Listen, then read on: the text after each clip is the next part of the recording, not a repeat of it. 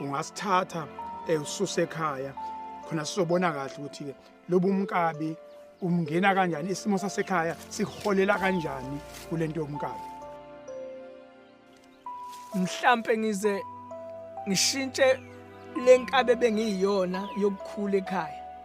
Isimo singabanga sihle ekhaya. Ngoba kwesinye isikhathi kuze ube kulomkhakha wobunkabi ungena ngenxa yezimo zasekhaya.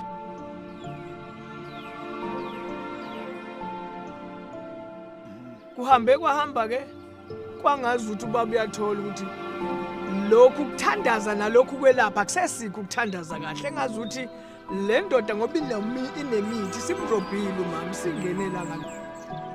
Kwaze kwafika la okungukuthi lo muntu useyangifuna lo muntu ngoba nginolwazi lokuthi uyena owenze isenzo kubaba usefuna